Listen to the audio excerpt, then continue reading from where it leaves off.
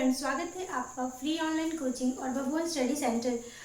जैसे कि हम लोग प्राचीन इतिहास के बारे में पढ़ रहे थे और आज का हमारा टॉपिक है सातवाहन वंश। और इससे पहले हम लोगों ने चेदी वंश और शुंग वंश, कर्ण वंश के बारे में देखा। अब हम लोग सातवाहन वंश के बारे में जान लेते हैं और इसके बाद फिर हम लोग उसके मौर्योत्तर काल की जो कला है, वाणिज्य है, व्यापार और समाज के बारे में जानेंगे। ठीक है, देखिए, तो मैंने आपको जैसे कि कर्ण वंश, शुंग वंश और चेदी वंश में भी बताया है कि मौर्यों के बाद यानी मौर्योत्तर काल में दो तरह से जो साम्राज्य था स्थापित हो रहा था, विदेशी साम्राज्य और भारतीय साम्राज्य। तो भारतीय साम्राज्य में शुंग, कर्ण और चेदी वंश और सातवाहन वंश थे।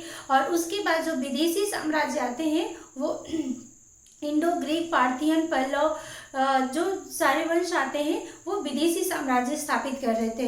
यानी कि मौर्य साम्राज्य जो कि प्राचीन इतिहास का जो सबसे पहला साम्राज्य, जो सबसे बड़ा साम्राज्य के रूप में था, वो मौर्य साम्राज्य स्थापित हो गया था। और उसके बाद फिर हम लोग ने देखा कि मौर्योत्तर काल में दो तरीके के साम्राज्य स्थापित हो रहे थे। ठीक है, भारतीय साम्राज्य और फिर उसके बाद विदेशी साम्राज्य। ठीक है, तो ये भारतीय साम्राज्य का ही जैसे हम सातवाहन वंश देखेंगे।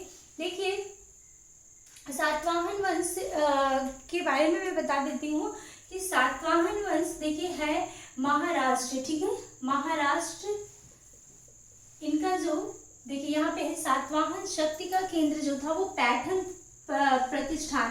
तो ये कहाँ पे है? पैठण प्रतिष्ठान महाराष्ट्र में है। ठीक है, कहाँ पे है? महाराष्ट्र में है। तो ये महाराष्ट्र वाला ये पोर्शन है। ठीक है, यानी कि देखिए ये पैठण और ये महाराष्ट्र का पोर्शन है। तो यहाँ पे आ जाएगा ये पैठण या प्रतिष्ठान। ठीक है, आधुनिक नाम प्रतिष्ठान है और प्राचीन नाम पैठण है और ये एग्जाम में पूछा भी जाता है। ठीक है, उद्गम स्थान आंध्र प्रदेश। ठीक है, तो देखिए ये वाला है, ये आंध्र प्रदेश है, ये आंध्र प्रदेश है। तो यहाँ पे इनका पुराणों में जैसे वर्णन मिलता है या फिर और भी जगह आंध्र प्रदेश इनका उद्गम स्थान माना जाता है। ठीक है, तो ऐसा माना जाता है कि उद्गम स्थान यानी कि सबसे पहले यहीं पे थे ये, लेकिन धीरे धीरे ये अपने जैसे गोदावरी नदी के थ्रू ये यहाँ पे ये जो गोदावरी नदी है, तो गोदावरी नदी के थ्रू ये आगे बढ़ते चले गए, गोदावरी नदी के साथ ही आगे बढ़ते चले गए और ये महाराष्ट्र में आ गए और यहीं पे इन्होंने अपना शक्ति केंद्र स्थापित किया। ठीक है, तो लेकिन ये आंध्र प्रदेश इनका उद्गम स्थान है। अब आगे देखेंगे, देखिए सातवाहन शासकों को क्या क्या कहा जाता था? दक्षिणाधिपति, त्रिसमुद्राधिपति, त्रिसमुद्रोद्यपिन वाहन के नाम से विख्यात थे। ठीक है, और पुराणों में इन्हें आंध्रभृत्य या आंध्रभृत्य कहा जाता है। ठीक है, तो जैसा कि मैंने बताया कि इनको उद्गम जो स्थान है वो आंध्र प्रदेश था और आंध्र प्रदेश से ये धीरे धीरे गोदावरी नदी से आगे बढ़ते हुए ये महाराष्ट्र में आ जाते हैं। महाराष्ट्र जो पैठण है, प्रतिष्ठान है, वहां पे आते हैं और यहीं पे ये अपने साम्राज्य को स्थापित करते हैं। ठीक है, फिर देखिए सातवाहन वंश के संस्थापक सिमुक। ठीक है, तो ये इम्पॉर्टेंट है और ये प्रश्न हर गवर्नमेंट एग्जाम में पूछा जाता है। ठीक है, फिर सिमुक ने क्या सातवाहन वंश की स्थापना की और उसके बाद सातवाहनों की राजधानी कहाँ थी ये भी इम्पॉर्टेंट है। ठीक है, तो सातवाहन की राजधानी थी प्रतिष्ठान और अमरावती। ठीक है, अमरावती, ये दोनों ही जगह इनकी राजधानी थी। अब देखिए कृष्ण या कान, कहीं कहीं कृष्ण और कान दोनों ही नाम मिलते हैं। तो सिमुक के बाद कृष्ण और कान शासक मिलते हैं। और देखिए ये क्योंकि प्रतिष्ठान यानी महाराष्ट्र में प्रतिष्ठान में ही इन्होंने स्थापना की थी सिमुक ने, लेकिन जो कृष्ण आया, सिमुक के बाद जो शासक कृष्ण आया उसने नासिक तक विस्तार किया था। ठीक है, नासिक तक आगे, महाराष्ट्र में ही आगे नासिक तक विस्तार किया अपने साम्राज्य का। ठीक है, तो ये मान लीजिए नासिक तक इसने यहाँ पे विस्तार किया। ठीक है, अब देखिए सबसे अब जो शक्तिशाली राजा, अभी तक तो ये संस्थापक थे, उसके बाद ये कुछ समय के लिए कृष्ण शासक बने या कान ठीक है। अब आता है सातकर्णी प्रथम। ठीक है, तो ये इम्पॉर्टेंट है और इनका देख लीजिए आप लोग, टाइम पीरियड है 212 ईसा पूर्व से 195 तक। ठीक है, तो दक्षिणापथ का सबसे शक्तिशाली शासक, देखिए इन लोगों को क्या कहा जाता था, दक्षिणाधिपति, क्योंकि ये दक्षिण वाला जो एरिया है, ये जो दक्षिण का पार्ट है, ठीक है, तो यहीं पे इनका शासन था, इसलिए इन्हें दक्षिणाधिपति कहा जाता है। तो दक्षिणापथ के शक्तिशाली शासक के रूप में सातकर्णी प्रथम था। ठीक है, फिर कलिंग शासक खारवेल से युद्ध हुआ। ठीक है, तो कलिंग शासक खारवेल ने, जब मैंने चेदी वंश बताया है तो उसमें बताया है कि खारवेल जो शासक था उसने दक्षिणापथ पे जो से युद्ध किया था, तो उस समय जो शासक थे वो यही शासक थे सातकर्णी प्रथम। ठीक है, तो उससे खारवेल से युद्ध हुआ था।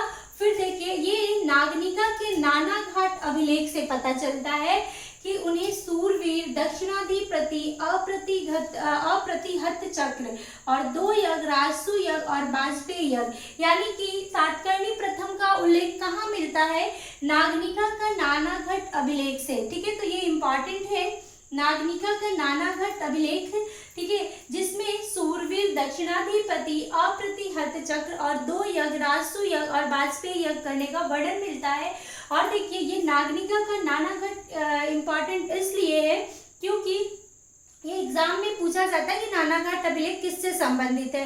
ठीक है, तो ये सातकर्णी प्रथम से, और किसका है, ये नागनिका का है। ठीक है, अब देखिए गौतमी पुत्र सातकर्णी, तो देखिए सातकर्णी प्रथम दक्षिणापथ का बहुत शक्तिशाली शासक के रूप में आया। ठीक है, फिर इसकी मृत्यु के पश्चात कुछ समय के लिए जो सातवाहन वंश था उसका ह्रास होता चला गया। ठीक है, वो अपनी अवनति की ओर चला गया। तो उस सातकर्णी प्रथम के बाद, ठीक है, तो सातकर्णी प्रथम के बाद कुछ छोटे छोटे शासक आए। तो जैसे छोटे छोटे शासक में एक महत्वपूर्ण शासक है हाल। ठीक है, हाल शासक सातवाहन वंश का ही है, जिसकी एक पुस्तक है, जिसका एक ग्रंथ है गाथा सप्तशती, और ये इम्पॉर्टेंट है। ठीक है, गाथा सप्तशती, और ये प्राकृत भाषा में लिखी हुई है। ठीक है, तो ये इम्पॉर्टेंट है एग्जाम के लिए। तो देखिए सातकर्णी प्रथम के बाद सातवाहन वंश का धीरे धीरे ह्रास होता है, क्योंकि बहुत ही कोई शक्तिशाली राजा नहीं आया, तो बहुत सारे राजा आते हैं। ठीक है, अभिलेखों से भी वर्णन मिलता है कि इसमें बहुत सारे सातवाहन वंश में बहुत सारे शासक थे, बहुत लंबे समय तक सातवाहन वंश का मतलब टाइम पीरियड है। ठीक है, तो इसके बाद हाल एक शासक, महत्वपूर्ण शासक जो आता है, तो ये 17वां शासक है। ठीक है, तो ये गाथा सप्तशती प्राकृत भाषा में, ये ठीक है, तो ये इम्पॉर्टेंट है और ये प्रश्न पूछा भी हुआ है यूपीपीसीएस में कि गाथा सप्तशती किसकी रचना है, हाल की है, और हाल सातवाहन वंश का शासक है 17वां। ठीक है, अब इसके बाद आता है शासक गौतमीपुत्र सातकर्णी। ठीक है, और गौतमीपुत्र सातकर्णी प्रथम का ही पुत्र था। ठीक है, पुत्र या भतीजा मतलब पूरा स्पष्ट वर्णन नहीं प्राप्त होता है, लेकिन इतिहासकारों ने जो पता लगाया है वो पुत्र के रूप में हमें इतिहास में मिलता है। ठीक है, तो गौतमीपुत्र सातकर्णी जिसका समय है 106 से 103 ईसा पूर्व। ठीक है, तो इसके बाद देखिए सातवाहनों की शक्ति एवं प्रतिष्ठा को पुनः स्थापित करने का श्रेय, मैंने बताया कि सातकर्णी प्रथम के बाद जो सातवाहन वंश का धीरे धीरे ह्रास होता चला गया, तो सातवाहनों की जो पुनः स्थापना था या प्रतिष्ठा शक्ति गौतमीपुत्र सातकर्णी, और ये बहुत ही इम्पोर्टेंट शासक है सातवाहन वंश में, जो कि एग्जाम के पॉइंट ऑफ व्यू के लिए भी इम्पोर्टेंट है। तो इसका टाइम पीरियड भी याद रखना जरूरी है, 106 से 103 ईसा पूर्व। ठीक है, उसके बाद आते हैं क्षयरात वंश का उन्मूलक कहा जाता है इसे, और ये इम्पोर्टेंट है और ये एग्जाम में पूछा भी जाता है। ठीक है, क्षयरात वंश का उन्मूलक कहा जाता है। जानकारी के स्रोत क्या है, गौतमीपुत्र सातकर्णी के बारे में जानकारी कहाँ से मिलती है, तो देखिए नासिक प्रशस्ति, ठीक है, और रानी गौतमी बलश्री के जो अभिलेख है उससे मिलता है। ठीक है, तो इससे ये भी इम्पोर्टेंट है, नासिक प्रशस्ति और रानी गौतमी बलश्री अभिलेख से, और जोगलथम्बी, जोगलथम्बी ये इंपॉर्टेंट है, ठीक है। जोगलथम्बी से चांदी के सिक्के प्राप्त हुए थे, ठीक है। तो ये जोगलथम्बी थे जो चांदी के सिक्के प्राप्त हुए थे। जोगलथम्बी का महाराष्ट्र में है। तो यहाँ से पता चलता है कि शक शासक नहपान से युद्ध किया था, ठीक है। अभी मैं जैसे बताती हूँ अभी आपको। सबसे पहले ये जान लेते हैं कि देखिए ये गौतमी पुत्र सातकर्णी क्यों कहा जाता है, क्योंकि सातकर्णी प्रथम के बाद जब उनकी मृत्यु हो गई तब जो गौतमी पुत्र सातकर्णी थे वो कम उम्र के थे, ठीक है। तो उनकी संरक्षिका के रूप में उनकी माता ने मतलब उनका शासन चलाया था, ठीक है। इसीलिए और उसी समय से अपनी माता के नाम का, अपने शासकों का जो नाम है वो अपनी माता के नाम के साथ जोड़ने का प्रचलन शुरू हो गया था। इसीलिए इन्हें गौतमी पुत्र सातकर्णी कहा जाता है, ठीक है। देखिए ये इनकी माँ का नाम क्या था, रानी गौतमी बलश्री, तो गौतमी पुत्र सातकर्णी, ठीक है। तो इस तरीके से इसी समय से माता का नाम का प्रचलन शुरू हो गया अपने नाम के आगे लगाने का शासकों का, और इसीलिए सातवाहन वंश को, ये इम्पॉर्टेंट है, इसे मातृ सत्तात्मक वंश भी कहा जाता है, ठीक है।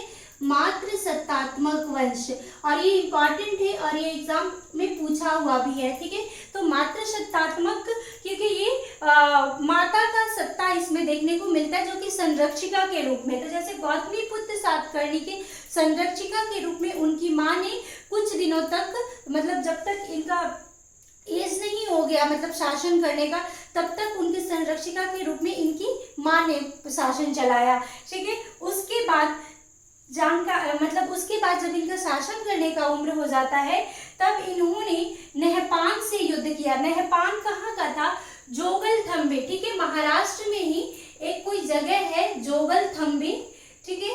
तो जोगलथम्बी में नहपान शासक था जोगलथम्बी का, ठीक है। तो वहां पे ही नहपान से युद्ध किया, शक शासक नहपान से युद्ध हुआ और वहां से ही प्राप्त चांदी के सिक्के मिलते हैं, जिससे पता चलता है कि नहपान को इन्होंने गौतमीपुत्र सातकर्णी ने हराया था और फिर उन्हीं के चांदी के सिक्कों पे अपना नाम खुदवाया था, ठीक है। तो अब इसके बाद देखिए वशिष्ठिपुत्र पुलमावी आते हैं, ठीक है। इनका जो टाइम पीरियड है वो 130 से 154 ईसा पूर्व।